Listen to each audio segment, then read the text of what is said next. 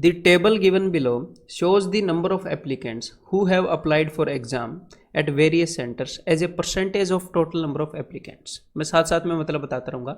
जो नीचे टेबल है ये क्या बता रहा है, ये बता रहा है द नंबर ऑफ एप्लीकेंट्स, मतलब कि कितने एप्लीकेंट, कितने कैंडिडेट है जिन्होंने अप्लाई किया है, who have applied for exams at various centres, अलग अलग सेंटर पर, as percentage of total number of applicants. इसका मतलब क्या है, जितने भी बंदों ने एग्जाम के लिए अप्लाई किया है, कुछ लोगों ने एग्जाम सेंटर एफ पर पेपर दिया होगा, कुछ लोगों ने जी पर, कुछ लोगों ने एच पर, ठीक है। तो जितने भी लोगों ने अप्लाई किया है उनमें से कितने लोगों ने एफ पर अप्लाई किया, एफ पर, एग्जाम सेंटर एफ पर, ठीक है। मान लो टोटल जितने भी लोगों ने अप्लाई किया उसका 15% बंदों ने एफ पर अप्लाई किया, उसका 25% जो भी बनता है उतने बंदों ने एग्जाम सेंटर जी पे अप्लाई किया। क्लियर है। टोटल जितने भी कैंडिडेट हैं उनमें से 15% एफ पे पेपर देने आएंगे, 25% जी पर पेपर देने आएंगे। The table also shows the number of online applicants and absent applicants as a percentage of total applicant of each centre. इसका क्या मतलब है कि भाई जो एग्जाम सेंटर एफ है उसके ऊपर टोटल जितने भी बंदे हैं, एग्जाम सेंटर एफ के टोटल जितने भी बंदे हैं, मान लो ये सारे बंदे हैं जिन्होंने एग्जाम सेंटर एफ के लिए अप्लाई किया है, जो पेपर देने आए हैं, तो उसमें से 30% बंदे ऑनलाइन थे और बाकी के 70% बंदे ऑफलाइन पेपर दे रहे थे। ठीक है, दो मोड में पेपर को दे सकते हैं ना, ऑनलाइन एंड ऑफलाइन। ये जो एग्जाम सेंटर के है, इसके पर जितने भी बंदों ने अप्लाई किया है इस सेंटर पर पेपर देने के लिए, उसमें से 38% बंदे ऑनलाइन पेपर दे रहे हैं और बाकी के 62% ऑफलाइन पेपर देंगे। और उन्होंने क्या बताया, उन्होंने ये भी बताया है कि भाई एब्सेंट एप्लीकेंट कितने हैं। इसका क्या मतलब है, देखो कि एग्जाम सेंटर एफ पर जितने भी बंदे हैं जिन्होंने एग्जाम सेंटर एफ के लिए अप्लाई किया है उसका 36% जो भी बनता है उतने लोग एब्सेंट थे। तो प्रेजेंट कितने थे, तो 100 में से 36 घटा दो, तो 100 में से 36 गए, 64% प्रेजेंट थे। यहां पर भी मैं 100 में से घटा रहा था। अगर 30% ऑनलाइन है तो 100 में से 30 गए, 70% ऑफलाइन होंगे। क्लियर है मेरे भाई। और आगे क्या बताया है, आगे उसने बताया है total number of applicants is इकाई, दहाई, सैकड़ा, हजार, 10,000, लाख, 10 लाख, 12 लाख। टोटल जो एप्लीकेंट है वो 12 लाख है। तो यहाँ पर अब मैं आपको एक चीज़ बताना चाहूँगा। देखो, अगर आपको ये निकालना है, ध्यान से सुनिएगा, कि एग्ज़ाम सेंटर एच पर कितने लोग हैं जिन्होंने ऑनलाइन, जो ऑनलाइन एप्लीकेंट हैं, तो देखो टोटल स्टूडेंट कितने हैं, टोटल नंबर ऑफ एप्लीकेंट जो है वो 12 लाख हैं। तो टोटल 12 लाख बंदे हैं। 12 लाख का 15% जितना भी बनता है वो एग्जाम सेंटर एफ पर आए हैं। 12 लाख का 25% जो भी बनता है वो एग्जाम सेंटर जी पर पेपर दे रहे हैं। तो एग्जाम में जब आप क्वेश्चन को करोगे तो अब मैं जो आपको समझा रहा हूं आप ऐसे नहीं करोगे, ऐसे तो यहीं पर 5 मिनट लग जाएंगे। लेकिन आपको एक बार डेटा पढ़ना है कि गिवन क्या है, क्लियर कट होना चाहिए, चाहे आपकी एक पूरी मिनट लग जाए बिना किसी क्वेश्चन को किए, सिर्फ डेटा को समझने में। अगर डेटा इतना कॉम्प्लेक्स है कि आपकी समझने में 1 मिनट लग रही है, बात को गौर से सुनिएगा जरा। अगर डेटा इतना कॉम्प्लिकेटेड है कि आपको डेटा को समझने में 1 मिनट लग रही है, तो बिना डेटा को समझे जब क्वेश्चन को करोगे तो कितनी मिनट खराब करोगे फिर, और क्वेश्चन निकलेगा भी नहीं अगर इतना ही कॉम्प्लिकेटेड है। तो डेटा को समझना जरूरी है, चाहे कितना भी टाइम लगे। ठीक है, तो ये जस्ट मैं आपको एक बार आराम से समझा दूं, फिर धीरे धीरे क्या होगा, कितना भी कॉम्प्लेक्स डाटा होगा आप इजीली उसको समझ पाओगे। ठीक है, तो टोटल 12 लाख लोगों ने अप्लाई किया है, उस 12 लाख का 20% जो भी बनता है, ठीक है, 12 लाख का 20%, टोटल उतने एप्लीकेंट हैं एग्जाम सेंटर एच पर। तो इसका 20% यानी कि 20/100। ठीक है, 12 लाख इंटू 20/100। जस्ट एक बार यहाँ पर ट्रेवल करना चाहता हूँ मैं बस। तो ये हो गए एग्जाम सेंटर एच के टोटल कैंडिडेट। और एग्जाम सेंटर एच के टोटल जितने भी कैंडिडेट थे उसके 52% जितने भी बनते हैं उन्होंने ऑनलाइन, वो ऑनलाइन एप्लीकेंट है, उन्होंने ऑनलाइन अप्लाई किया। ठीक है, तो फिर इसका 52% कितना होगा, 52/100। क्लियर है मेरे भाई, 52/100। तो ये हमने निकाल लिए एग्जाम सेंटर एच के ऑनलाइन एप्लीकेंट। अगर आपको यहीं पर ऑफलाइन निकालने थे तो भाई एग्जाम सेंटर एच पर जितने भी बंदे थे उनमें से 52% ऑनलाइन है, जितने भी बंदे थे, तो बाकी के 100 में से 52 गए, 48% बंदे ऑफलाइन होंगे, ये ऑफलाइन एप्लीकेंट्स हैं।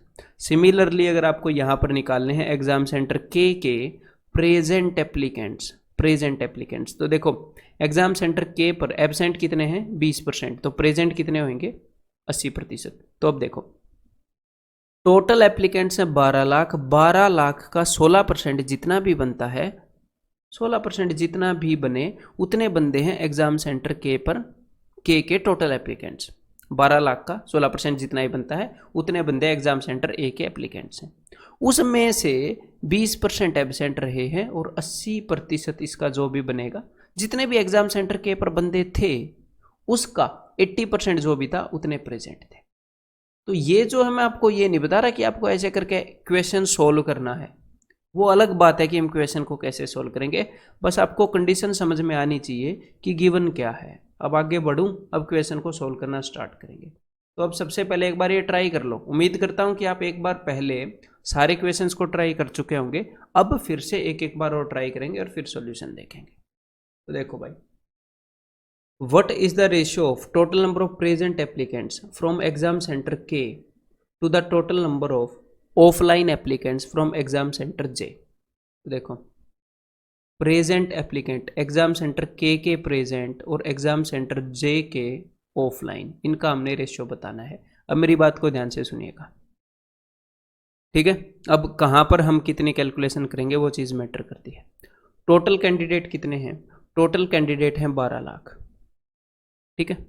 तो एग्जाम सेंटर के जो कैंडिडेट हैं, ये जो 16% है, ये 16% किसका है? ये 16% है 12 लाख का। 12 लाख का 16% जो भी बनेगा उतने बंदे एग्जाम सेंटर के पर पेपर देने, या फिर उतने बंदे एग्जाम सेंटर के एप्लीकेंट हैं। और इस 12 लाख का 24% जो भी बनेगा उतने बंदे एग्जाम सेंटर जे के एप्लीकेंट्स हैं। तो देखो ये 16%, ऊपर मैं क्या करूँगा, मैंने आपको रास्ता क्या बताया था कि ऊपर आप लिखोगे 16% ऑफ 12 लाख, 12 लाख का 16%, तो क्या आ गया के टोटल एप्लीकेंट आ गए। और हमने क्या निकालने हैं? प्रेजेंट वाले। तो के पर जितने भी टोटल एप्लीकेंट थे उसका 20% प्रेजेंट है, तो यहां पर अब मैं इसका 20% निकालूंगा। लेकिन आपने ऐसा नहीं करना।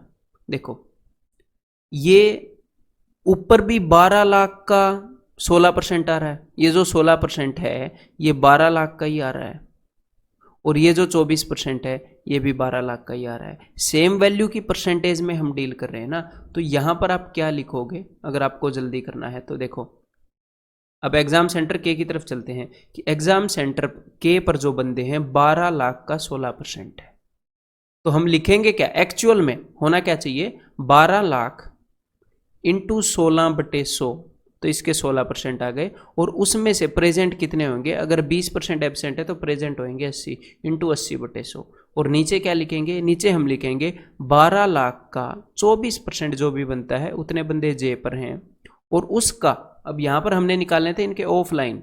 अगर ऑनलाइन 46 हैं तो ऑफलाइन होंगे 54, 100 में से घटा के, तो उसका 54। लेकिन हम ये 12 लाख 12 लाख 100 ये सारी कैलकुलेशन हम बचा सकते हैं।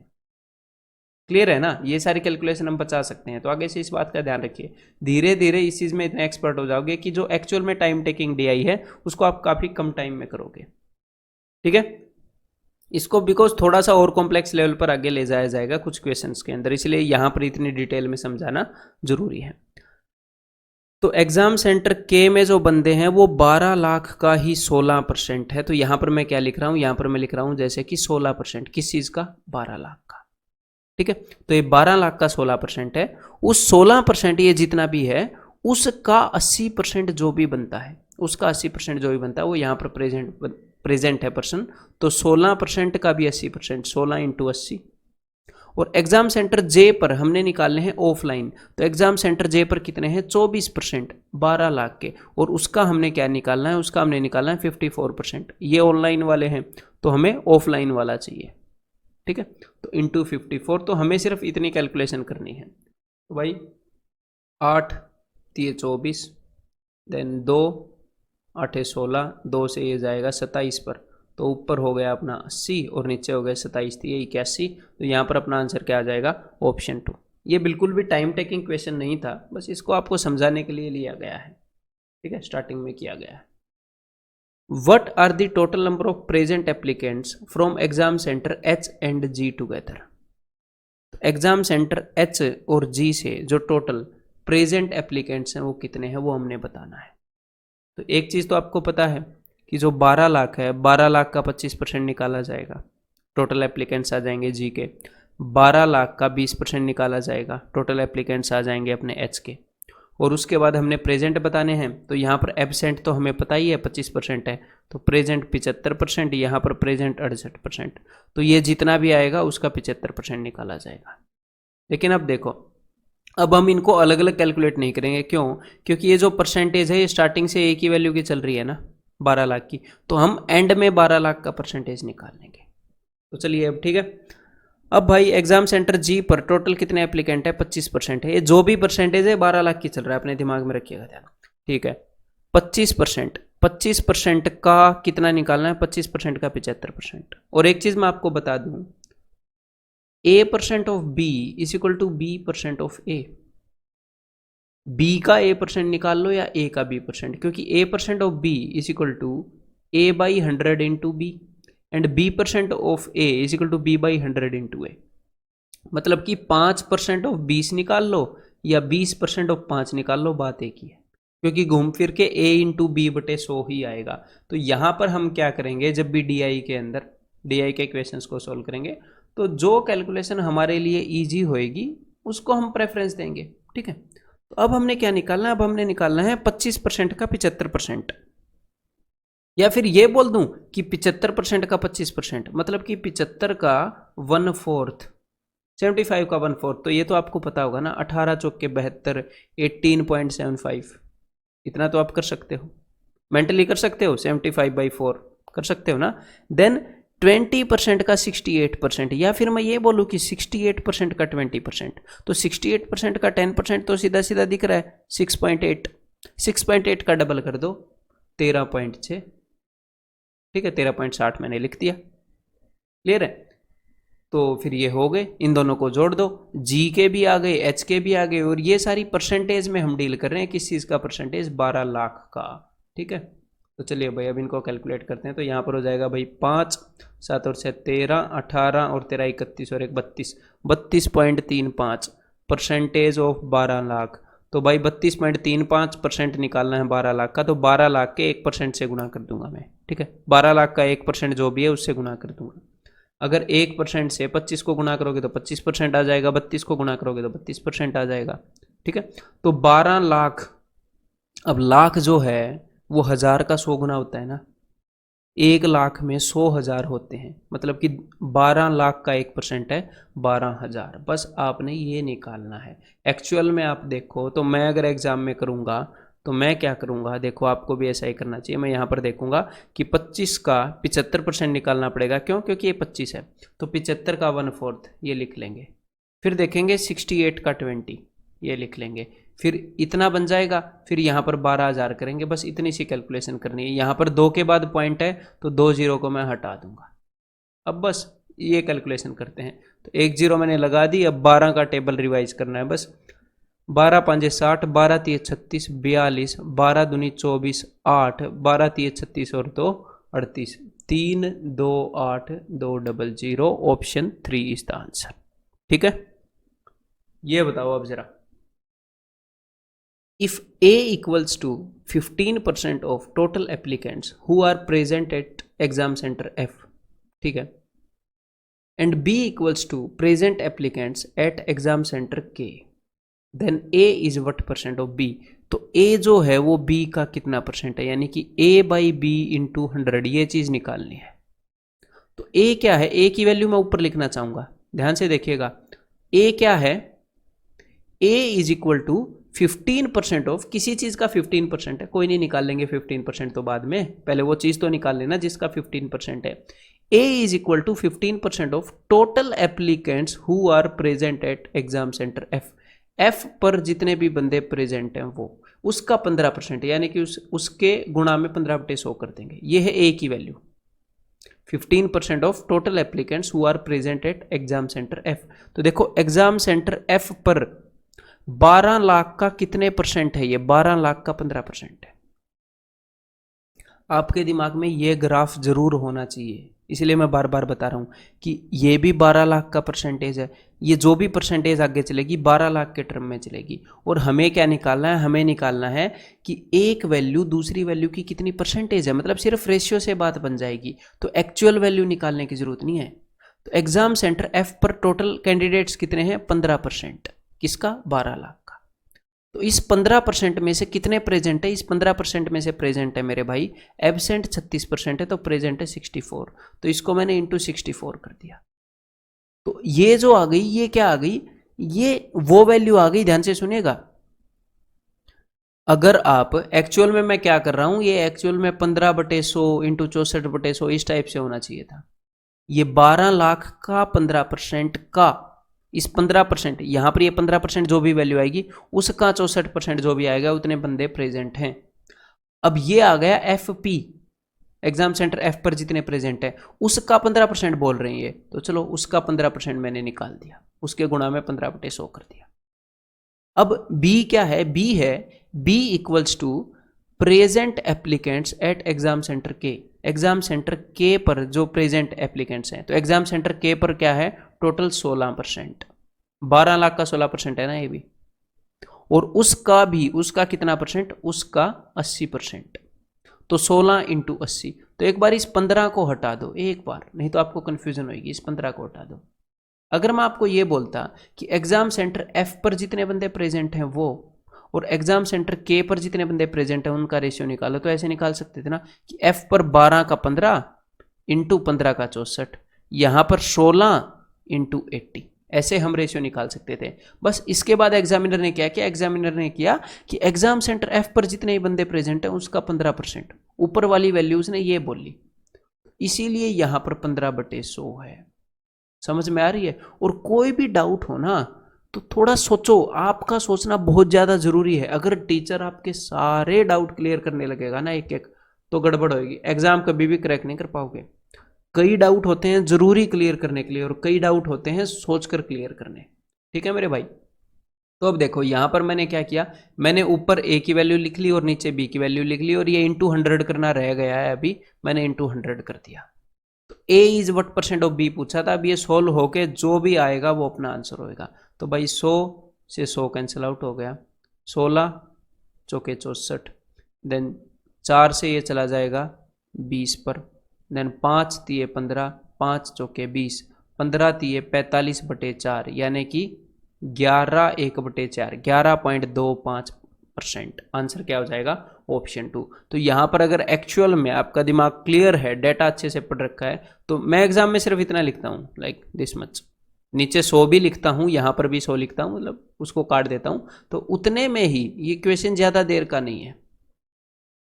समझने में एक बार थोड़ा सा टाइम देना पड़ेगा कि अच्छा ये गिवन है, स्टार्टिंग में आधी मिनट देनी पड़ेगी स्टार्टिंग में जब डेटा को समझोगे। उसके बाद हाँ एक और बात, जब इस तरह के क्वेश्चंस को मैं एग्जाम में करता हूं, आपको बताता हूं, भाई दिमाग शांत होना चाहिए, मतलब कि हड़बड़ाहट नहीं होनी चाहिए, ऐसे कर दूं ऐसे कर दूं, ऊपर नीचे कोई एक वैल्यू मिस हो गई फिर से कैलकुलेट करोगे कि नहीं, मेरे को एक बात बताओ। और जब दोबारा कैलकुलेट करोगे तो कितनी ध्यान से करोगे? तो स्टार्टिंग में ही ध्यान से कर लो है?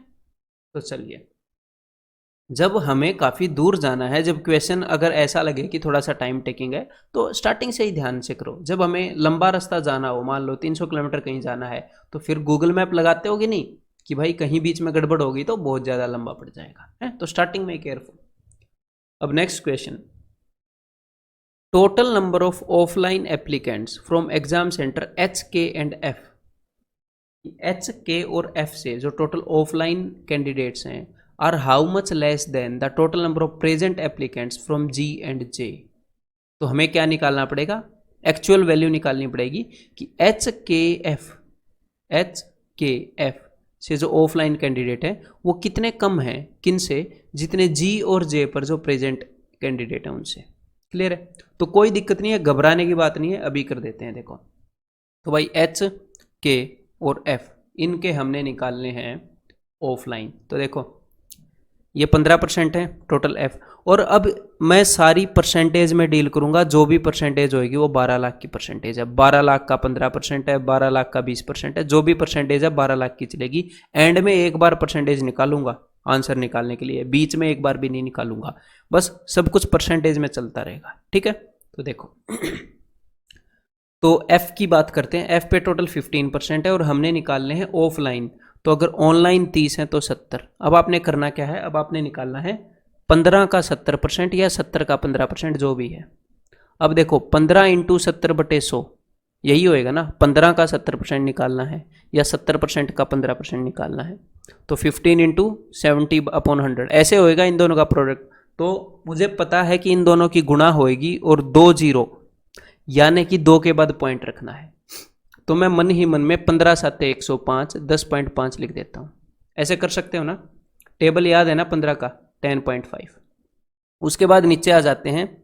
अब हमने देखना है 20 का 48% या 48 का 20%। तो ये इजी है, 48 का 10% 4.8, मुझे पता है 48 तो 99 9.6। कैलकुलेशन में अब तक कोई दिक्कत नहीं है। यहाँ पर है जी, ये मैं 100 में से घटा रहा हूँ 38 को, फिर 62 आ रहा है। 16 का 62% या 62 का 16%। तो इस केस में मैं क्या करता हूँ, मुझे पता है इन दोनों का प्रोडक्ट हो गया, नीचे 100 आएगा, मैं इन दोनों को गुणा कर देता हूँ और 2 के बाद पॉइंट लगा दूंगा, कोई दिक्कत नहीं है। तो देखो 16 दूनी 32, 16 छिकम 96, 96 और 3 99, तो 9.92, 2 के बाद पॉइंट लगाना था। तो हमने एच, के और एफ इन तीनों के ऑफलाइन कैंडिडेट निकाल लिए ना, परसेंटेज में निकाल लिए कि भाई this much percentage of 12 lakh पर निकाल लिए ना। परसेंटेज को बाद में देख लेंगे, 12 लाख की परसेंटेज के रूप में निकाल लिए हमने। देन ऐसे ही अब नेक्स्ट चीज उसने क्या बोली थी, नेक्स्ट चीज एग्जामिनर ने बोली है कि भाई जी और जे के जो प्रेजेंट एप्लीकेंट्स हैं, तो जी और जे, तो जी में 25%, इसके प्रेजेंट कितने हैं, प्रेजेंट है भाई साहब यहाँ पर 75%, एबसेंट 25% है। तो 75% का 25%, फिर से 75% का 1/4 18.75। ठीक है, 75 इंटू 1/4 करोगे तो 18 चौके 72, 3/4, इतनी कैलकुलेशन आनी चाहिए। ठीक है, अब तक काफ़ी चैप्टर कर चुके हैं। देन उसके बाद यहाँ पर ये क्या होएगा, ये होएगा जी 82%। तो 24 का 82% या 82 का 24%, वट एवर इन दोनों का प्रोडक्ट हो गया, नीचे 100 आएगा ना, मैं उसी वे से कर रहा हूँ। 24 दूनी 48। अब ये जो चीज़ें हैं ये मैं आपको यहाँ पर बता रहा हूँ, एग्जाम में मैं किसी को बताऊंगा थोड़ी, धड़ाधड़ आराम से शांति से करता रहता हूँ, काफ़ी कम टाइम में हो जाएगा। तो 24 दूनी 48, 24 8 192 और 4 196, तो 19.68 आ गया। ठीक है, अब इन दोनों को ऐड कर देते हैं। ये भी क्या है, ये भी है परसेंटेज ऑफ 12 लाख, ऊपर भी था परसेंटेज ऑफ 12 लाख, और इन दोनों के बीच में हमने क्या बताना, इन दोनों के बीच में हमने डिफरेंस बताना कि ऊपर वाले हाउ मच लेस, कितने कम है। तो कोई दिक्कत नहीं है, अभी भी बाद में निकालेंगे परसेंटेज के फॉर्म में। तो चलिए भाई ऊपर वाले देख लेते हैं कितने हैं टोटल। तो ऊपर हो गया भाई ये 50 है, ये 60 है। ठीक है, 10 और 9 19, 19 और 9 28, प्लस 50 और 60 110, 110 में 90 जोड़ोगे 200, 202 हो गया, तो ये 30.02 हो गया। इन दोनों बस मैंने इनको जोड़ा है। ठीक है, देन यहाँ पर क्या हो गया, 8 और 5 13, 7 और 6 13 और 1 14, 18 और 19 37 और 1 38। तो हमने बतानी है ऊपर वाली चीज़ नीचे वाली से कितनी कम है, तो नीचे वाली में से ऊपर वाली को घटा रहा हूँ। 3 में से 2 गए 1, 4 में से 1 गया 4, और देन 8 में से, तो 8.41% कम है। 8.41% किसका, 12 लाख का। तो 12 लाख का 8.41% निकालना बड़ी बात नहीं है। 12 लाख का 1% क्या होता है, वो होता है जी 12,000। बस ये हमने कैलकुलेट करना है, ये समझ गए। तो अब देखो यहाँ पर 2 के बाद पॉइंट है, तो मैं क्या करूँगा, एक पॉइंट हटेगा, ये 2 जीरो गए, तो अब मैं कर रहा हूँ भाई इनका प्रोडक्ट, 1 लगा दी 0, 12 1 कम 12, 12 चौके 48, 12 8 96 और 4 100, तो 100 920, तो आंसर इज ऑप्शन 2।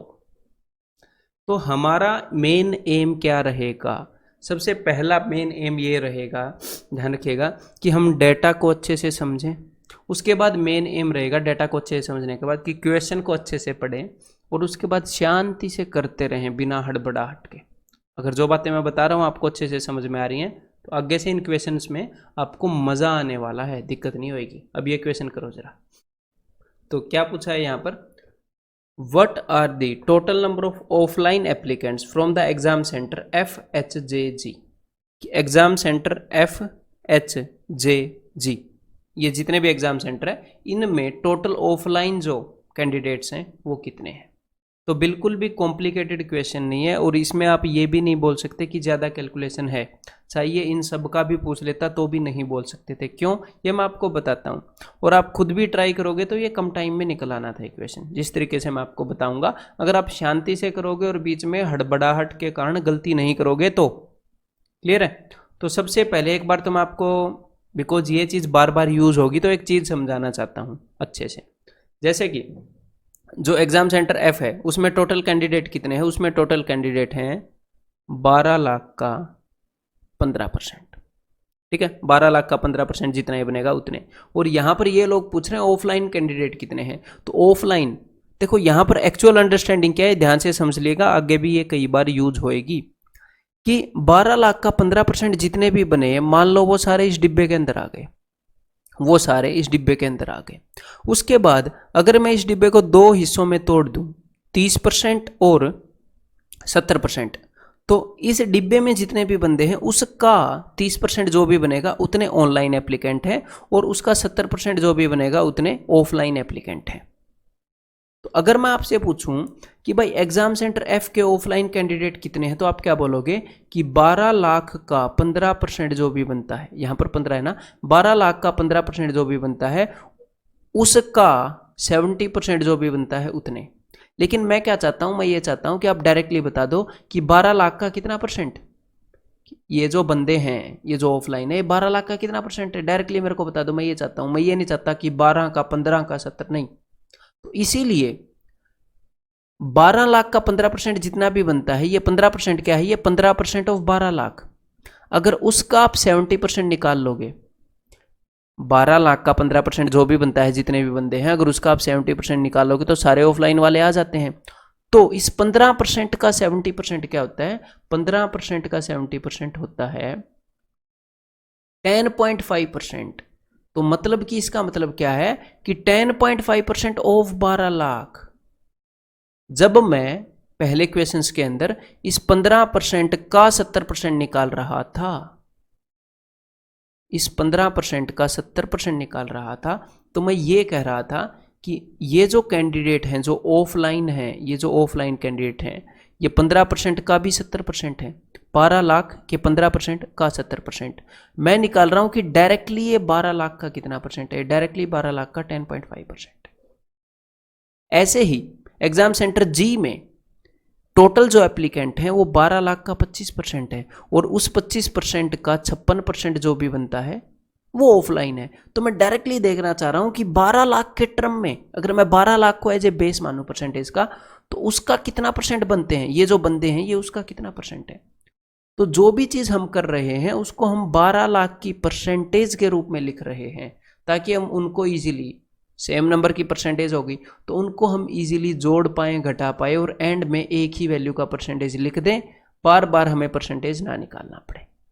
ठीक है, तो 12 लाख का 15% एग्जाम सेंटर एफ में टोटल कैंडिडेट है, उसका 70% ऑफलाइन है जितने भी टोटल थे, क्योंकि 30% ऑनलाइन है। तो भाई 15% ऑफ 70% या 70% ऑफ 15% एक ही बात है। इस 70% का 15% निकाल दो, या फिर मैं क्या करता हूं, 15 इंटू 70/100 मन ही मन में इतना एज्यूम कर लेता हूँ, 15 7 105, और 2 के बाद जीरो लगेगी ना, 10.5 आएगा ये, बिकॉज एंड में भी जीरो है। तो जो भी जब बेस्ट होएगा वो हम करेंगे, एक चीज को चिपकेंगे नहीं। ऐसे ही 25% ऑफ, 25% ऑफ व्हाट, 56। तो 25% का 56% निकाल लो, या 56% का 25%, और 25% क्या होता है, 1/4। तो 56 का 1/4 14%। ये सारे काम मेंटली हम कर सकते हैं। ठीक है, यहां पर मेरे को 48% लिखने की जरूरत नहीं है, ये देखने के लिए कि 48% का 20% निकालना है, जो कि 9.6 होएगा, 10% को डबल करना है। उसके बाद क्या है, उसके बाद हो गया 54%, 54% का 24%। तो यहां पर मैं क्या करूंगा, यहां पर इन दोनों को गुणा करके मन ही मन में, मेरे को पता है नीचे 100 आएगा तो 2 के बाद पॉइंट लगा दूंगा। तो 24 चौके 96, 24 5 120 और 9 129, और 2 के बाद पॉइंट। तो ये जो भी वैल्यू इनका सम आएगी ये क्या होएगा कि इतने परसेंट ऑफ 12 लाख निकाल लो, वो जो भी आएगा उतने बंदे एफ जी एच जे इन सब सेंटर के अंदर ऑफलाइन अप्लाई किया उतने बंदों ने। ठीक है भाई, तो चलिए इन सबको जोड़ लेते हैं। तो आप खुद ही देख लो कितनी भारी भरकम कैलकुलेशन है यहाँ पर। तो 10 और 14 24, 24 और 9 33, 33 और 12 45 प्लस ये यहाँ पर क्या है, ये 50 है, ये 60 है, बिकॉज ये अगर 96 है तो मैंने दो दो पॉइंट तक इनको ही मान लिया। तो 50 और 60 110, तो 110 और 96 ये कितना हो जाएगा, ये हो जाएगा जी 206। तो यानी कि 2.06, दो के बाद पॉइंट लगाना है, तो ये हो गया 47.06% ऑफ 12 लाख। अब 12 लाख का 1% क्या होता है, 12 लाख का 1% है 12,000। बस अब हमने ये कैलकुलेशन करनी है और हमारा आंसर आ जाएगा। ठीक है भाई, और यहाँ पर 2 के बाद पॉइंट है तो इसलिए 2 जीरोज़ को हटा दिया गया है, 1 जीरो लगा दी। 12 छिक्के 72, 12 सत्ते 84, कैरी ऑन 8, 12 चौके 48 और 8 56। तो 564720 मीन्स आंसर इज ऑप्शन 3। अब नेक्स्ट क्वेश्चन है, एक बार इसका डाटा पढ़ लो जरा शांति से, फिर आराम से इसके क्वेश्चंस को करिएगा। The table below shows the sales of milk in 6 different states, ठीक है, as a percentage of total sales. तो ये टेबल जो है ये क्या दिखा रहा है कि भाई टोटल जितना भी दूध था, दूध की जितनी भी बिक्री है, उसमें से स्टेट पी, अलग अलग राज्य हैं, स्टेट पी के अंदर मान लो टोटल एक इतना दूध बिका, टोटल इतना दूध बिका ये, तो इसका 24% जो भी बनता है उतना स्टेट पी में बिका, 10% जो भी बनता है उतना स्टेट क्यू में, इसका 17% जो भी बनता है उतना स्टेट आर में। ठीक है, तो टोटल इन सारे स्टेट्स में जितना भी दूध बिका है उसमें से कितना परसेंट किस में बिका है ये उसने बताया है। ठीक है, in each state only 2 milkman A and B sell the milk. हर एक स्टेट के अंदर सिर्फ 2 दूधिए दूध को बेचते हैं, सिर्फ 2, एक का नाम है ए, एक का नाम है बी। ठीक है, The table below shows the sales of salesman A as a percentage of total sales of milk in each state। और ये जो टेबल है ये क्या दिखा रहा है कि भाई स्टेट पी के अंदर जो सेल्समैन ए है, जो दूधिया ए है, उसने पी के अंदर जितना भी दूध बिका उसमें से 65% ए ने बेचा, तो बाकी का 35% बी ने बेचा होगा। क्लियर है, तो ये टेबल दिखा रहा है कि भाई दूधिया ए ने जो अपना स्टेट है कोरस्पॉन्डिंग स्टेट, उसके अंदर कितने परसेंट दूध बेचा, कितने परसेंट दूध बेचा। ठीक है, the total sales of milk is इकाई, दहाई, सैकड़ा, हजार, 10,000, lakh. Total sales of milk is 2 lakh litre, तो टोटल 2 लाख लीटर दूध है, टोटल पूरा का पूरा दूध। उस 2 लाख लीटर का 24% जो भी बनता है वो स्टेट पी में बिकता है, इस 2 लाख का 10% जो भी है वो स्टेट क्यू में, इस 2 लाख का 17% आर में, इस 2 लाख का 13% एस में। समझ रहे हो, और स्टेट पी में जो भी दूध बिका उसका 65% जितना भी बनता है वो सेल्समैन ए ने बेचा, उसका 35% जो भी बनता है वो सेल्समैन बी ने बेचा उसके अंदर। तो ये जो भी दूध बना उसको भी आप 2 हिस्सों में तोड़ सकते हो। तो अगर मैं आपसे ये पूछूं कि भाई स्टेट टी के अंदर सेल्समैन ए ने कितना दूध बेच दिया, तो आप क्या करोगे कि टोटल दूध था 2 लाख, टोटल दूध 2 लाख लीटर, उस 2 लाख लीटर का अगर मैं निकाल दूं 22%, तो मैं ये जान पाऊंगा कि स्टेट टी के अंदर टोटल कितना दूध बिका, 2 लाख का 22%। और अब स्टेट टी के अंदर जितना भी दूध बिका था उस दूध का 60% जो भी बनता है वो सेल्समैन ए ने बेचा था। तो ये सेल्समैन ए का बेचा हुआ दूध आ गया टी के अंदर, कि टी के अंदर कितना दूध बेचा। तो समझ रहे हो, डाटा समझ में आ गया क्या है, इसीलिए इतनी देर से बोल रहा था। अब क्वेश्चंस को करते हैं। ठीक है, ये ट्राई करो जरा। What are the average sales of milk in liters by the salesman A in all the given states? सारे स्टेट्स में सेल्समैन ए ने जो दूध बेचा है उसकी एवरेज सेल्स। तो भाई ये भी 2 लाख का परसेंटेज है, ये भी 2 लाख का परसेंटेज है, सारे 2 लाख के परसेंटेज हैं। और ये जो 24% है उसमें से 65% जो भी बनता है वो सेल्समैन ए ने बेचा। तो हमें ऐसे इनका परसेंटेज निकालना पड़ेगा। ठीक है, तो 24% का 65% मैंने क्या बताया है, गुणा करके 2 के बाद पॉइंट लगा दो क्योंकि नीचे 100 है। और एंड में क्या करेंगे, एंड में हम 2 लाख की परसेंटेज निकालेंगे और एवरेज निकालनी है, ये बात भी ध्यान रखिएगा। तो 24 5 120, 12, 24 सिक्के 144, 144 और 12 156, तो 15.60 प्लस। अब ये देखो 10 का 80% निकाल लो या 80 का 10% निकाल लो, ये 8 आ गया। क्लियर है मेरे भाई। देन 50 का 17% या 17 का 50%, मतलब कि 17 का हाफ, यानी कि 8.5। देन आगे 13 साते 91, 9.1 प्लस 22 चिक्के 132, 13.2। मतलब मैं क्या कर रहा हूँ, इनको गुणा करके 100 से भाग। जो भी अपनी अप्रोच बढ़िया रहेगी, जो मिनिमम टाइम लेगी, वो हम लगाएंगे। तो 14 8 112, 11.2। अब 14 8 112 है, उसके बाद एक और ये वाली 0 है, उसके बाद 200 होंगे, तो मुझे पता है एक के बाद यहाँ पर पॉइंट लगाना पड़ेगा 11.2। ठीक है, तो अब मुझे पता लग गया कि इतना परसेंटेज दूध, इतने परसेंट ऑफ 2 लाख, ये जो भी बनेगा उतना दूध ये ए ने बेचा है। क्लियर है भाई। तो चलिए अब ये कैलकुलेट करते हैं। तो भाई 15 और 8, 8 और 5 13, 23, 23 और 8 31, 31 और 9 40, 40 और 13 53, 53 और 10 63 और 1 64, तो 64 हो गया। उसके बाद 6 और 5 11 और 1 12 और 2 14 और 2 16, तो ये हो गया 65.6% ऑफ 2 लाख। क्लियर है भाई। और हमने निकालना क्या था, हमने निकालनी थी मेरे भाई एवरेज। तो यहाँ पर कितने स्टेट्स हैं टोटल, यहाँ पर टोटल स्टेट्स हैं 1 2 3 4 5 6, तो 6 से डिवाइड करेंगे तो 65.6% ऑफ 2 लाख। तो 2 लाख का 1% क्या है, 2000, तो 65.6 इंटू 2000 डिवाइडेड बाय 6। अब ये एक पॉइंट है, तो इसके लिए एक 0 को हटा देंगे, तो ये अपना आंसर हो जाएगा। ठीक है, तो 2 3 6। ठीक है, तो यहाँ पर इंटू 100 रह गया, तो 3 से मैं इसको डिवाइड करता हूँ, 3 दूनी 6, 656 को कर रहा हूँ, तो 600 तो सीधा 200 पर चला जाएगा, 19 30 57 होता है, तो 18 30 54, तो 218.66666 ऐसे ये चलता रहेगा। इंटू में 100 है, तो ये क्या हो जाएगा 21866.666 ऐसे चलता रहेगा।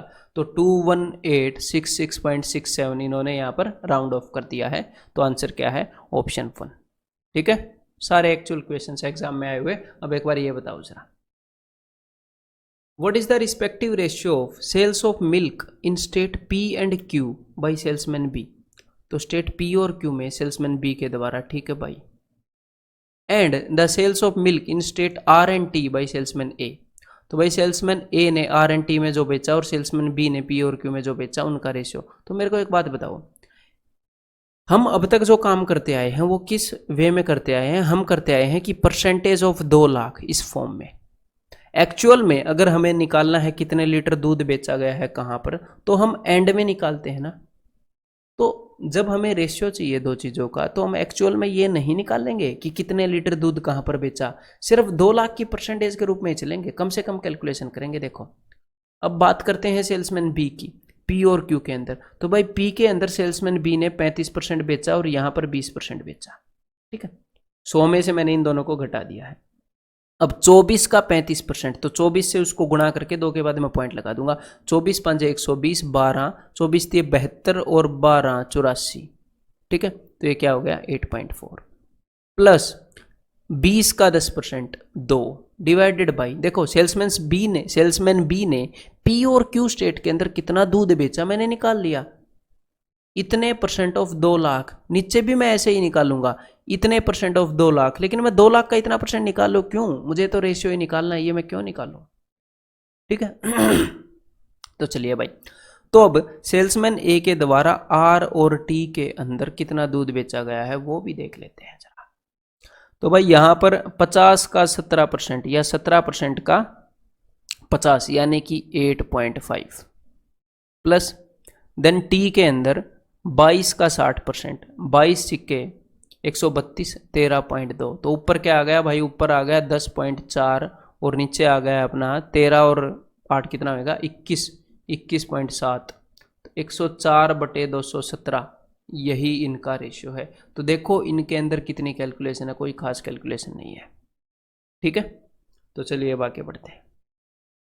और ये जो मैं आपको क्वेश्चन मैंने बताए हैं आपको, ये जो टाइम टेकिंग क्वेश्चंस, और भी आगे, अभी तो दूसरा ही सेट है, और भी आगे आपको क्वेश्चंस मिलने वाले हैं काफ़ी। तो आपने करना क्या है, इन क्वेश्चंस को कम से कम 3 से 4 बार करना है, 3 से 4 बार। आगे और भी बढ़िया क्वेश्चन आने वाले हैं, ठीक है।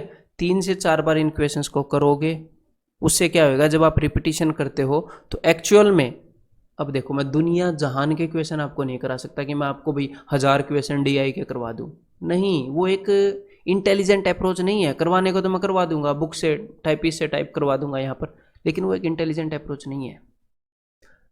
जब आप बार बार रिपीट करोगे इन इक्वेशंस को, तो इनके मतलब बैकएंड पर, मतलब कि जो कंसेप्चुअल जो चीज़ है, कि हाँ जो एक अंडरस्टैंडिंग है जिसके बेस पर मैं ये बोल सकता हूँ कि मेरे सामने कोई भी क्वेश्चन लेके आओ मैं वो कर दूंगा, तो जब बार बार रिपीट करते हो चीज़ को तो आपको वो पकड़ में आ जाती है अपने आप ही, ठीक है। इसीलिए बोलते हैं कि भाई प्रैक्टिस से बात बनती है। तो इनको करना 3 से 4 बार, फिर आपका डर निकल जाएगा, आपको ये इजी लगने लग जाएंगे। स्टार्टिंग में टाइम टेकिंग भी लग रहे होंगे, तो 3 से 4 बार करोगे तो उसके बाद किसी नए क्वेश्चन को भी करोगे, उसको भी काफ़ी कम टाइम में कर लोगे फिर आप, ठीक है। अब ये क्वेश्चन करते हैं। What will be the central angle in degree formed by the average sales of milk in state Q, T and S together? कि भाई Q, T और S में जितना भी दूध बिका है उसकी जो एवरेज सेल बनेगी वो कितना सेंट्रल एंगल बनाएगी। अब सेंट्रल एंगल का क्या मतलब है, देखो बताता हूँ कि सर्कल के सेंटर पर जो एंगल होता है वो होता है 360 डिग्री का। अगर सेल हुई होगी 50%, अगर इन तीनों जगह पर एवरेज सेल हुई होगी 50%, तो भाई वो 50% एंगल को घेर लेगी, तो एंगल बनेगा 180 डिग्री का, 360 का 50%। अगर सेल हुई होगी 10%, तो वो सिर्फ 10% एंगल को घेर पाएगी, 360 का 10% हो जाएगा 36 डिग्री। तो सिर्फ ये देख लो कि भाई यहाँ पर एवरेज सेल है वो कितनी हुई है Q, T और S के अंदर, क्लियर है। उस हिसाब से बता देंगे कितना सेंटर एंगल जो है वो कितने डिग्री का घेरेगी। तो भाई 10, 13 और 22, तो 2 और 1 3 और 1 4, 40, 40 और 5 15, 45। तो 45% दूध यहाँ पर इन तीनों में बिका है, लेकिन एवरेज बतानी है तो ऑन एन एवरेज सिर्फ 15% दूध बिका है, ऑन एन एवरेज सिर्फ 15% दूध बिका है, तो 15% सेंट्रल एंगल वो घेर पाएंगे इनकी जो एवरेज सेल है। तो भाई इसका 10% 36 है और 5% कितना है, 5% 18, तो 10 और 5 15% कितना हो जाएगा 54। तो सिर्फ 54 डिग्री का एंगल ये घेर पाएंगे, क्लियर है। बिल्कुल इसी क्वेश्चन था ये भी। अब ये बताओ जरा, what will be difference in litres in the sale of milk in state T by salesman B, कि सेल्समैन बी ने स्टेट टी में जो सेल की, and the total sale of milk in state R and S together, और state R और S में जो total sale है उसमें, और सेल्समैन बी ने जो स्टेट टी में दूध बेचा है उसमें क्या डिफरेंस है। कोई बड़ी बात नहीं है। तो आर और एस में बताओ भाई, आर और एस में यहाँ पर 30% दूध बेचा है, 2 लाख का 30% जो भी बनता है उतना दूध बेचा गया है। और स्टेट टी के अंदर सेल्समैन बी ने कितना बेचा है वो भी देख लेते हैं। सेल्समैन ए ने बेचा है 60% ऑफ 22%, सेल्समैन बी ने बेचा है 40% ऑफ 22%। तो 22% का 40, 22 चौके 88, यानी कि 8.8%। तो 30% और 8.8% में कितना फर्क होगा, 30 में से 9 गए 21, 21.2% का फर्क होगा। अब ये 21.2% किसका, 21.2% ऑफ 2 लाख, तो अभी निकाल लेते हैं। 21.2 इंटू 2000, 2 लाख का 1% 2000 होता है। तो 1 पॉइंट से एक जीरो गई, 2 जीरो आ गई, 212 का डबल 424। तो यहाँ पर अपना आंसर क्या हो जाएगा, ऑप्शन 2, ठीक है। अब ये बताओ जरा, what is the difference in litres between the sale of milk in state R by salesman A. तो स्टेट आर के अंदर सेल्समैन ए ने, and the sale of milk in same state by salesman B, उसी state में, यहीं पर देख लेते हैं। तो भाई सेल्समैन ए ने कितना दूध बेचा, सेल्समैन ए ने बेचा 50% दूध, तो सेल्समैन बी ने कितना बेचा होगा, सेल्समैन बी ने बेचा होगा 50%, बाकी का 50%। तो भाई इन्होंने बराबर दूध बेचा है। स्टेट आर के अंदर सेल्समैन ए और सेल्समैन बी ने आधा आधा दूध बेचा है, तो यहाँ पर आंसर क्या हो जाता, ऑप्शन 2 0, ऑप्शन 2 0 ही इसका आंसर है, ठीक है। हाँ, लेकिन अगर कहीं और वो पूछ लेता है एग्जामिनर, मान लो यहाँ पर उसने पूछ लिया कि भाई स्टेट क्यू के अंदर सेल्समैन ए और बी ने जो दूध बेचा है उसके अंदर डिफरेंस बताओ, तो देखो टोटल 2 लाख लीटर दूध है, 2 लाख का 10% जितना भी बनता है उतना दूध स्टेट क्यू में बिका है, उसका 80% सेल्समैन ए ने बेचा है, उसका 20% सेल्समैन बी ने बेचा है। तो इन दोनों का डिफरेंस कितना है? इन दोनों का डिफरेंस है भाई 60%। किस चीज़ का 60%? ये 10% का 60%, या 60% का 10% कह लो, यानी कि 60 का 10% 6%, मीन्स 6% ऑफ 2 लाख जितना भी बनता है, जितना भी बनता हो, उतना डिफरेंस है किस चीज के बीच में? स्टेट क्यू में सेल्समैन ए और सेल्समैन बी ने जो दूध बेचा है उसके बीच में उतना डिफरेंस है। तो 2 लाख का 1% क्या है? 2000, और 2000 इंटू 6 12,000, तो इनके बीच में 12,000 लीटर का फर्क है। ये आप मेंटली भी कर सकते थे। पूरा ग्राफ समझ में आ गया ना? अब नेक्स्ट क्वेश्चन एक बार ये पढ़ लो जरा, मजा आ जाएगा ये भी करके। The table given below shows the information about the bats manufactured by 6 different companies। 6 अलग अलग कंपनियां हैं, RSTUVW, जो बैट्स बनाती हैं। Each company manufactures only plastic and wooden bats. हर एक कंपनी सिर्फ 2 तरह के बैट बनाती है, या तो प्लास्टिक या वुडन, ठीक है। Each company labels these bats as brand A and brand B. हर एक कंपनी इन बैटों को ब्रांड ए और ब्रांड बी लिख देती है बैट के ऊपर, मतलब नामकरण कर देती है, ये ब्रांड ए है, ये ब्रांड बी है, नाइक है, ये एडिडास है, ऐसे। The table shows the number of plastic bats as a percentage of total bats manufactured by each company. तो ये टेबल क्या दिखा रहा है? कंपनी आर ने जितने भी बैट बनाए, जितने भी, उसमें से 55% प्लास्टिक बैट बनाए और 100 में से 55 गए, 45% वुडन बैट बनाए। क्लियर है? ये टेबल ऐसे बता रहा है। तो उसने प्लास्टिक बैग कितने बनाए, ये टेबल ऐसे बता रहा है, प्लास्टिक बैट। तो वुडन बैट का भी पता लगी जा रहा है बाय डिफॉल्ट। अब आगे देखते हैं। It also shows the ratio of wooden bats labelled A and B. यहां पर ध्यान रखिएगा, वुडन बैट्स की बात हो रही है। ये जो टेबल है ये भी बता रहा है कि कंपनी ने जितने भी वुडन बैट बनाए, जितने भी लकड़ी के बैट बनाए, उनमें से ब्रांड ए और ब्रांड बी, कंपनी ने ये स्टिकर चिपकाए हैं ना, तो ब्रांड ए और ब्रांड बी कितने कितने बैटों को ब्रांड ए और कितने बैटों को ब्रांड बी के स्टिकर चिपकाए हैं, उनका रेशियो भी ये बता रहा है ये टेबल। तो अगर मेरे को इस चीज की वैल्यू निकालनी है, इस 4 की, इस 4 का क्या मतलब है कि कंपनी आर ने जो बैट बनाए हैं, अब ये ब्रांड ए और ब्रांड बी, ये वुडन बैट की बात की है उसने, कि कंपनी आर ने जितने भी लकड़ी के बैट बनाए हैं, वो लकड़ी के बैट जिनके ऊपर उसने ब्रांड बी का स्टिकर चिपकाया है, अगर आपको वो निकालने हैं तो कैसे निकालेंगे अभी बताता हूं थोड़ी देर में। Each company manufactures a total of इकाई, ढाई, सैकड़ा, हजार, 10,000, लाख, 5.5 लाख बैट, 5.5 लाख बैट बनाती है हर एक कंपनी। अब देखो मैं बताता हूं, देखो हर एक कंपनी कितने बैट बनाती है? 5.5 लाख। तो कंपनी आर ने भी इतने ही बनाए होंगे। उस 5.5 लाख में से 55% प्लास्टिक के बैट हैं, बाकी के 45% लकड़ी के बैट हैं। तो 5.5 लाख का 45% ये क्या आ गया? ये सारे वुडन बैट आ गए जो कंपनी आर ने बनाए हैं। अब कंपनी आर ने जितने भी लकड़ी के बैट बनाए, अगर उन सारे बैटों को मैं 25 हिस्सों में बांट दूं, तो उसमें से 21 हिस्सों पर ब्रांड ए का स्टिकर लगाया है, 4 हिस्सों पर ब्रांड बी का। तो अगर मेरे को ब्रांड बी का निकालना है, मतलब हर 25 बैट में से 4 बैट ब्रांड बी के हैं लकड़ी के बैटों में से, तो अगर मैं यहाँ पर 4/25 कर दूं, तो ये सारे वो वुडन बैट आ जाएंगे जिनके ऊपर ब्रांड बी का स्टिकर लगा है, कंपनी आर ने ये जो भी बनाए हैं। तो समझ में आ गया? ये पूरा खेल समझ में आना चाहिए, इसलिए मैं एक चीज़ बताता हूँ स्टार्टिंग में, अदरवाइज ये ऐसे करनी ज़रूरी नहीं है। जब मैं डाटा को अच्छे से पढ़ता हूँ तो अच्छा ये चीज़ गिवन है, उसके बाद क्वेश्चन को करने का मज़ा होता है। क्लियर है? डाटा कितना भी कॉम्प्लेक्स हो, एक बार समझो फिर आगे बढ़ो। तो चलिए अब हम भी आगे बढ़ते हैं। डाटा समझ में आ चुका है, तो हर एक क्वेश्चन को मेरे से पहले ट्राई करिएगा। What is the total number of wooden bats of brand A manufactured by company T? कि भाई कंपनी टी ने ब्रांड ए के जो वुडन बैट्स बनाए हैं वो कितने हैं? तो देखो कंपनी टी ने 5.5 लाख है, 5.5 लाख, 5.5 लाख का जो भी 45% बनता है उतने प्लास्टिक बैट बनाए, लेकिन उसका जो भी 55% बनता है उतने क्या बनाए? Wooden bat. और उस 55% को अगर मैं 6:19 में बांट दूं तो मुझे ब्रांड ए और ब्रांड बी के बैट मिल जाएंगे। तो देखो ये जो 55% है ये क्या है? ये किस चीज़ का परसेंट है? ये 55% ऑफ 5.5 लाख है, तो ये मैं बाद में निकाल लूंगा।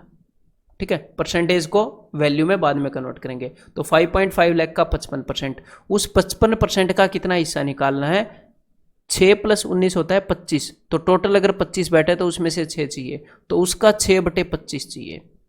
तो 55% का 6/25 कर दिया, तो ये क्या आ गया कि इतने % ऑफ 5.5 लाख। ये समझाना जरूरी नहीं था, मतलब कि इस क्वेश्चन को ऐसे करना जरूरी नहीं था, नॉर्मली भी कर सकते थे, लेकिन ये थॉट प्रोसेस में डेवलप करना चाह रहा हूँ आपकी, ठीक है। तो इतने % हमने निकालना है 5.5 लाख का, तो 5.5 लाख का 1% क्या होता है, 5,500। 1 लाख का 1% क्या होता है, 1K, 1000, तो 5,500, ठीक है। अब सॉल्व कर लें इसको, चलिए भाई सॉल्व कर लेते हैं। तो 25 के अंदर 2 5 होते हैं, तो 1 5 से मैंने इसको 11 पर काट दिया, 1 5 से इसको 11 पर काट दिया। 11 × 11 121, 121 को 6 से गुणा करूँगा तो 22 × 72 और 6 कम 6, आगे 2 0, 726 के आगे 2 0, means answer is option 4। Clear है। तो ये जो भी क्वेश्चन होंगे, अगर ये कैलकुलेशन के अंदर के कारण टाइम टेकिंग नहीं होंगे, ठीक है, कैलकुलेशन तो इनके अंदर ये थी, देखो बाकी सारा काम तो दिमाग के अंदर हो रहा है, ये टाइम टेकिंग होंगे अगर आप डाटा को अच्छे से समझ नहीं पाए या क्वेश्चन को अच्छे वे से अप्रोच नहीं करोगे तो, ठीक है। आगे कई ऐसे क्वेश्चन आएंगे जो एक्चुअल में टाइम टेकिंग होंगे और उन पर टाइम बचाना दिमाग का खेल होएगा। ये देखो जरा एक बार, N = wooden bats of brand B manufactured by you, ठीक है। M = total wooden bats manufactured by R and W together, what is the value of N/M। तो N/M की हमें वैल्यू निकालनी है, कोई दिक्कत नहीं है, ऊपर N को लिखेंगे नीचे M को। तो N क्या है, ध्यान से मेरी बात को सुनना, अब एक बार ट्राई करके क्वेश्चन को। Wooden bats brand B manufactured by you, तो यू ने, वुडन बैट्स की बात हो रही है, तो यू ने जितने भी बैट बनाए उनमें से 75% प्लास्टिक के हैं, तो वुडन बैट 25% है, ठीक है। अब ये 25% किस चीज़ का है, 5.5 लाख का, 5.5 लाख का। इस 25% को अगर मैं ऐसे रेशियो में डिवाइड कर दूं तो ये वाला पोर्शन मुझे ब्रांड बी के बैट देगा। तो मैं क्या कर रहा हूं, मैं कर रहा हूं यहां पर 25% किसका, 5.5 लाख का, इनटू टोटल कितना हो गया, टोटल हो गया जी 55, तो 14 डिवाइडेड बाई 55। क्लियर है। ये जो 25% था उसको मैंने रेशियो में डिवाइड कर दिया, ब्रांड बी के बैट निकाल लिए, हर 55 में से 14 बैट ब्रांड बी के होंगे। तो अगर मैं इतने % ऑफ 5.5 लाख निकालूं तो मुझे एक्चुअल नंबर ऑफ बैट मिल जाएगा जो कंपनी यू ने बनाए हैं ब्रांड बी के। लेकिन मैं ये नहीं चाहता बिना वजह की कैलकुलेशन कर सकते हैं, लेकिन जब उसको अवॉइड किया जा सकता है तो आगे बड़े क्वेश्चंस में अवॉइड करने की प्रैक्टिस बन जाएगी। तो मुझे ये पता है कि ये जो भी है इतनी % ऑफ 5.5 लाख है। अब आगे बढ़ो, देखो total wooden bats manufactured by R and W together, तो देखो R and W पे आते हैं, तो कंपनी R ने जितने भी बैट बनाए उसके 55% क्या हैं, उसके 55% प्लास्टिक के हैं, बाकी के 45% वुडन बैट्स हैं। 45% किसका, 45% ऑफ 5.5 लाख।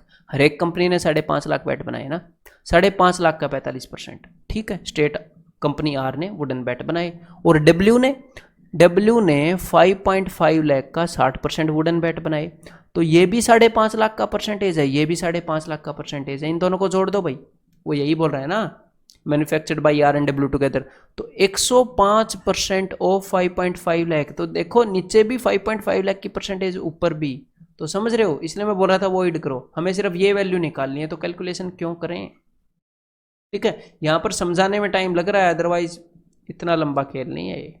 तो नीचे 105, अब इसको सोल्व करते हैं भाई। तो 25 के अंदर 2 5 होते हैं, 1 5 से मैंने इसको काट दिया 11 पर, 1 5 से मैंने इसको काट दिया 21 पर, 7 × 21 7 दूनी 14, तो ये हो गया भाई 2/33। तो 2/33 काफ़ी बढ़िया वैल्यू है। अगर इसकी आपको परसेंटेज निकालनी है तो एक बढ़िया तरीका बताता हूँ, देखो उस तरीके से तो आप मेरे ख्याल निकाल ही लोगे, डिवाइड करके तो आप निकाल ही लोगे। एक दूसरा तरीका बताता हूँ, काफ़ी बढ़िया वैल्यू हमें मिली है एक चीज़ डेमोन्स्ट्रेट करने के लिए। देखो 1/11 का परसेंटेज वैल्यू पता है, 1/11 को जब हम इंटू 100 करते हैं तो मैंने आपको क्या बताया था, ये जब नीचे 11 हो तो ऊपर 9 का टेबल चलता है, तो जब हम इंटू 100 करते हैं तो ये आता है। अगर आप इंटू 100 नहीं करोगे, परसेंटेज में सीखा होगा, तो ये एक्चुअल में क्या होएगा, तो ये एक्चुअल में 0.09009 ऐसे रहेगा ये, ठीक है। 1/11 अगर मुझे निकालना है 1/33, तो यानी कि 1/3 यहाँ पर 3 से डिवाइड करूँ, उसका यही मतलब है ना। तो ये क्या हो जाएगा, ये हो जाएगा ये 1/33 की वैल्यू है ये। अगर मुझे निकालना है 2/33, तो दोनों साइड 2 से गुणा करूंगा, तो ये क्या हो जाएगा, ये हो जाएगा भाई ये। तो 2/33 की वैल्यू ऐसे आप इजीली निकाल सकते हो। क्लियर है, 2/77 की भी निकाल लोगे ऐसे, मतलब ऐसी वैल्यू जो हमारी परसेंटेज वाली फ्रैक्शन के आसपास वाली फ्रैक्शन की पूछे तो आप ऐसे मैनिपुलेट कर सकते हो। और 0.061 ऐसे करके उसने लिख दिया है, इसको राउंड ऑफ कर दिया है ना एग्जामिनर ने। ये देखो आंसर क्या है, ऑप्शन 2। अदरवाइज आप कन्वेंशनली इसको भाग देकर हम निकालते हैं वैसे निकाल लोगे। 33 से 2 तो भाग होएगा नहीं, फिर आप क्या करोगे, फिर आप एक जीरो लगा के ट्राई करोगे। जीरो लगाकर भी ट्राई नहीं हुआ तो फिर आप पॉइंट लगाओगे, इसको मतलब पॉइंट लगाकर जीरो लगाओगे। ठीक है, फिर आप क्या करोगे, एक और जीरो लगाओगे, यहाँ पर एक और जीरो दोगे, तो फिर ये 6 पर जाएगा।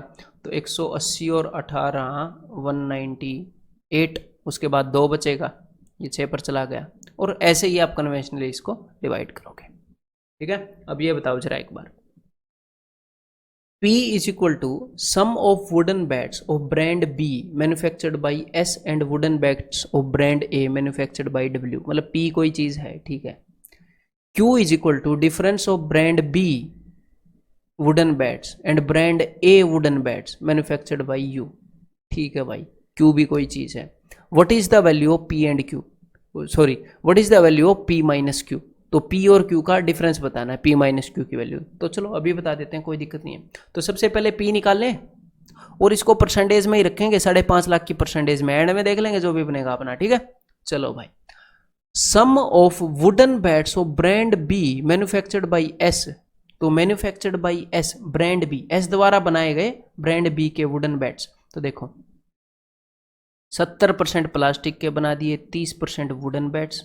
तो इस 30% का 30% को रेशियो में बांट दूं ना, कौन से वाला पार्ट चाहिए, 7, 15 में से 7। ये आपको समझ में आना चाहिए मैं जो भी बता रहा हूँ। तो 15 दूनी 30, 7 दूनी 14। ये तो चलो सॉर्टेड है, मजे आ गए। आगे मतलब कंपनी एस द्वारा ब्रांड बी के वुडन बैट्स मैंने निकाल लिए इजीली।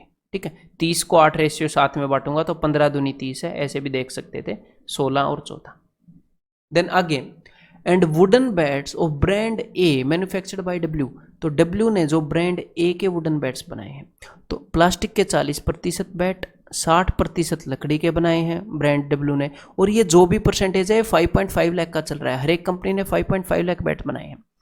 तो 60% को 5:6 में डिवाइड करना है, टोटल 11 पार्ट में डिवाइड करना है, और 5 पार्ट ब्रांड ए के वुडन बैट्स को रिफ्लेक्ट करते हैं। तो 60 × 5/11। तो ये तो हो गई P की वैल्यू, दो चीजों का सम निकालना था, P की वैल्यू। चलो अब आगे बढ़ते हैं, अब आगे हम निकालते हैं Q की वैल्यू। Q क्या है, difference of brand B wooden bats and brand A wooden bats manufactured bye U। चलो भाई देखते हैं, कंपनी U ने ब्रांड बी और ब्रांड ए के जो वुडन बैट बनाए हैं उनका डिफरेंस। तो कंपनी यू पर चलते हैं। कंपनी यू ने जितने भी बैट बनाए, 5.5 लाख बैट बनाए, उनका 75% प्लास्टिक के बना दिए, 25% वुडन बना दिए। और उसको 25% को अगर मैं 2 पार्ट्स में बांट दूं, या फिर ऐसे छोड़ो 2 पार्ट्स में नहीं, अगर मैं 25% को टोटल 55 पार्ट्स में बांट दूं, तो 41 पार्ट किसके बनेंगे, ब्रांड ए के, और 14 पार्ट्स किसके बनेंगे, ब्रांड बी के। लेकिन मुझे क्या चाहिए, डिफरेंस बिटवीन जो कंपनी यू ने ब्रांड ए और ब्रांड बी के जो बैट बनाए उनके बीच में डिफरेंस। तो देखो 41 और 14 के बीच में कितना डिफरेंस है, 11 में से 4 गए 7, 3 में से 1 गए 2, 27 पार्ट्स का। अगर मैं टोटल 55 पार्ट्स में बांट दूं कंपनी यू द्वारा बनाए गए लकड़ी के बैटों को, तो उसका 27 पार्ट जो भी बनेगा वो उनका डिफरेंस है। तो ये क्या आ गया, 25 × 27/55। समझ में आ गई बात। कैलकुलेशन को मैं कम कर रहा हूं, इतने % ऑफ 5.5 लाख। जो भी चीज यहां पर समझ में ना आए आपको बार बार देखनी है, बिकॉज क्लियर कट एक ही स्टेप में बिल्कुल परफेक्ट वे से मैं बता रहा हूं। वैसे तो इसी कारण समझ में भी आ जानी चाहिए। तो ऊपर जो वैल्यू दी है वो P की है, नीचे जो वैल्यू दी है Q की है। तो P - Q निकालना था, मतलब ऊपर वाली चीज में से नीचे वाली घटानी है। ये एक्चुअल में SSC CGL 2017 के Tier 2 का क्वेश्चन है। समझ रहे हो? क्यों बता रहा हूँ? क्योंकि ये नहीं है कि कैलकुलेशन मैंने बनाई है, एक्चुअल कैलकुलेशन है, ठीक है, और वही मैं कर रहा हूँ। तो भाई 5 से मैं इसको कैंसिल आउट कर रहा हूँ, 5 5 5 25, 5 11। तो देखो ऊपर यहाँ पर भी 11 वाली वैल्यू है, यहाँ पर भी 11 वाली वैल्यू है, नीचे डिनोमिनेटर 11 ले सकते हो, एक बार 14 को भूल जाओ, ठीक है। तो ऊपर क्या है, 60 पंजे 300, और ये क्या था, 60 पंजे था ना, तो यहाँ पर आप 5 को कॉमन भी कंसीडर कर सकते हो, ऐसी कोई बात नहीं है, जबरदस्ती नहीं है कि भाई 300 ही बनाना है। अगर मन ही मन में यहाँ पर भी 5 है, यहाँ पर भी 5 है, आप कॉमन भी मान सकते हो। अगर आप कॉमन मान पाओ तो देखो इस 14 को मैं लिख रहा हूँ यहाँ पर प्लस, अब इसमें से मैं इसको घटा रहा हूँ। तो अगर आपने, वैसे मेरा दिल करेगा कि मैं 15 कॉमन ले लूँ क्योंकि मेरे को 3 भी दिख रहा है, पर छोड़ो, कि अगर आप इस 5 को कॉमन मान भी लो तो 60 में से 27 गया, क्या बचेगा जी, 33। तो 33/11। तो बस हमने ये सोल्व करना है। तो 11 तिये 33, 5 तिये 15, 15 प्लस 14 29। अब ये 29 क्या है, 29% ऑफ 5.5 लाख, 5.5 लाख का 29% निकालना है। तो 5.5 लाख का 1% क्या है, 5.5 के, यानी कि 5500। चलिए अब इसको कैलकुलेट करते हैं, 2 0 देन बाई 29 इंटू 5500, कैसे भी कर लो, पहले इसको 11 से मल्टीप्लाई कर दो या 5 से मल्टीप्लाई कर दो, मैं डायरेक्टली मल्टीप्लाई कर रहा हूँ। 29 पांजे कितना होगा भाई, 30 पांजे होता है 150, तो 145 होएगा, 5 कैरी ओवर हो गया 14, 29 पांजे 145, तो ये हो जाएगा अपना 159। तो 1595 के आगे 2 0, ये है अपना आंसर। क्लियर है? तो ये जो मैं क्वेश्चंस हैं ये मैं इस वे से बता रहा हूँ कि हो सकता है मेरे बताने में ज़्यादा टाइम लग रहा है, लेकिन वो बहुत ज़रूरी है आपकी ऐसी थिंकिंग हैबिट को डेवलप करने के लिए। बाद में जब आप 3-4 बार करोगे तो ये क्वेश्चन कुछ नहीं है, मैं आपको बता रहा हूँ। और भी क्वेश्चन जो इस टाइप के हैं या जो भी कैलकुलेटिव लगते हैं, आप उनको बहुत अच्छे से कर लोगे अगर ये थिंकिंग आप डेवलप कर पाए तो। ठीक है, तो अब एक बार ये क्वेश्चन ट्राई करो जरा। Taking all 6 companies together, how many wooden bats of brand A have been produced. सारी कंपनियों ने मिलाकर ब्रांड ए के कितने बैट प्रोड्यूस करे हैं। थोड़ी सी कैलकुलेशन लेगा इक्वेशन, लेकिन कोई दिक्कत नहीं है। देखो हमने निकालने हैं ब्रांड ए के सारे बैट, ठीक है, तो देखो अभी निकाल देते हैं। तो ये जो भी परसेंटेज है, हर एक कंपनी ने 5.5 लाख बैट बनाए हैं जी, क्लियर है। तो बाद में निकालेंगे ना परसेंटेज, 5.5 लाख की परसेंटेज, मतलब एक्चुअल आप स्टार्टिंग में भी निकाल सकते हो कि भाई हर एक कंपनी ने ब्रांड ए के एक्चुअल में कितने बैट बनाए, लेकिन मैं वैसे पसंद नहीं करता, मैं परसेंटेज में ही रखता हूँ और एंड में निकालूंगा।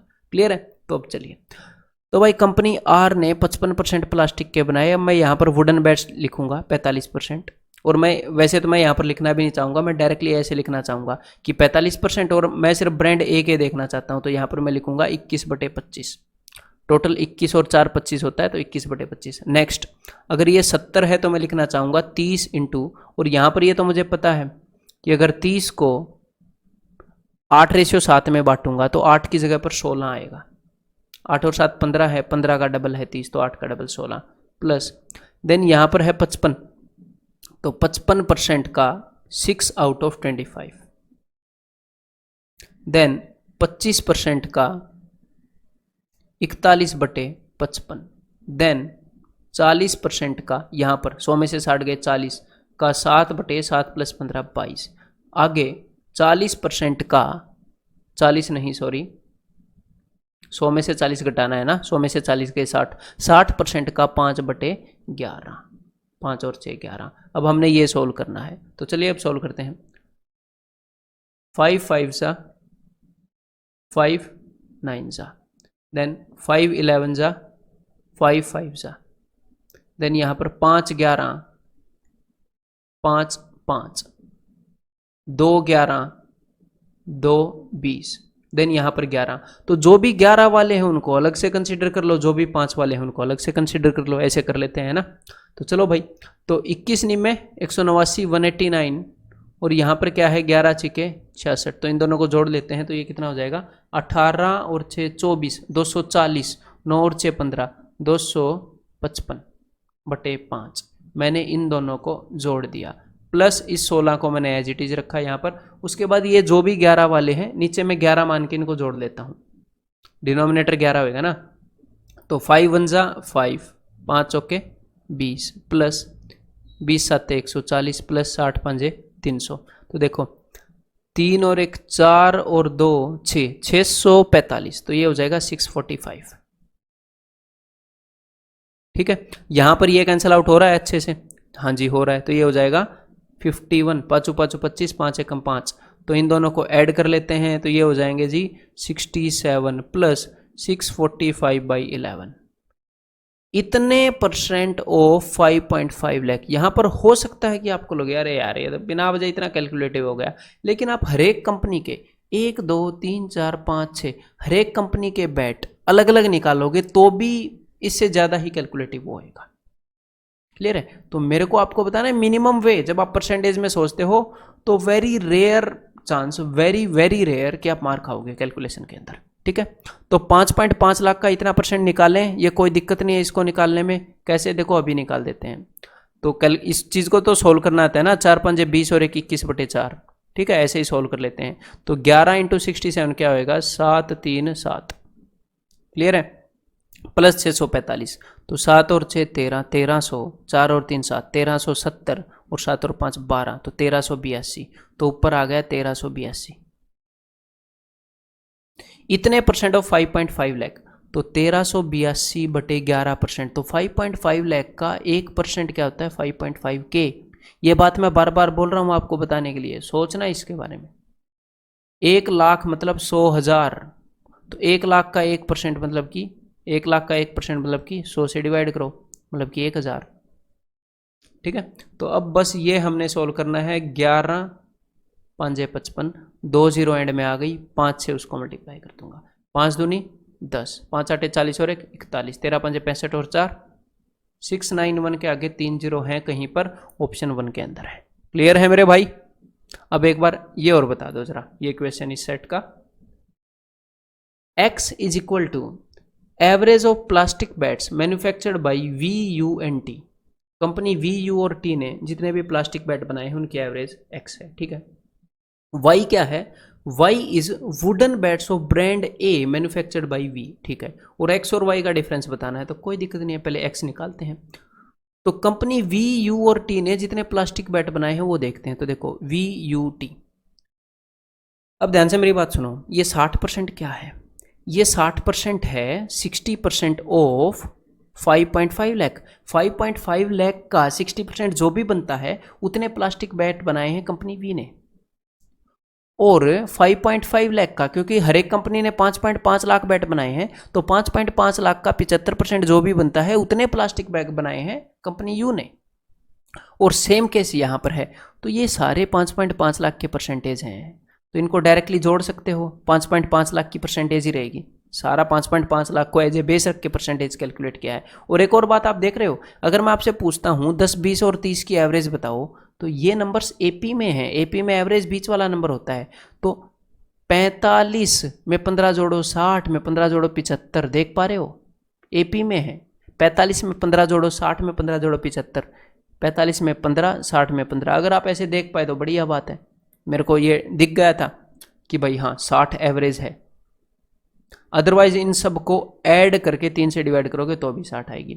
तो कंपनी VUT ने जितने भी प्लास्टिक के बैग बनाए उनकी अगर आप एवरेज निकालोगे तो वो आ रहा है 60% of 5.5 lakh.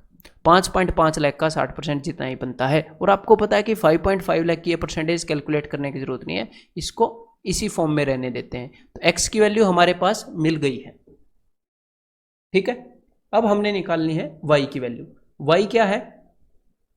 Wooden bats of brand A manufactured by V। तो देखो कंपनी V ने 5.5 लाख बैट बनाए, उसका 60% जो भी बनता है उतने प्लास्टिक बैट हैं, उसका 40% जो भी बनता है उतने वुडन बैट हैं। 5.5 लाख का परसेंटेज है, 5.5 लाख का 40%। और उसको अगर हमने निकालने हैं ब्रांड ए के, उसको अगर मैं 7/22 कर दूं तो इतने परसेंट ऑफ 5.5 लाख। तो बस हमने इसका और इस चीज़ का डिफरेंस निकालना है। क्लियर है भाई? ये जो भी डिफरेंस आएगा इतने परसेंट ऑफ 5.5 लाख। तो चलिए अब सॉल्व कर लेते हैं। 2 से 20 पर और 2 से 11 पर, तो ऊपर हो गया 140। अब मैं इसको सोल्व कर रहा हूँ। ठीक है, इसमें से इसको घटा रहा हूँ तो 11 इंटू 660 माइनस 140 बटे 11, तो ये क्या हो जाएगा, ये भाई 60 में से 40 गए 20, 600 में से 100 गए 5, तो 520 बटे 11 इंटू इतने परसेंट ऑफ 5.5 लाख, मतलब कि इंटू 5500। 5.5 लाख का 1% क्या होता है 5500, तो 11 5 5500, 3 जीरो आ जाएंगे, 1 2 3 1 2 3 और 5 दूनी 10, 5 5 25 और 1 26, तो ये क्या आ जाएगा 26 के आगे 4 zero, means answer is option 3।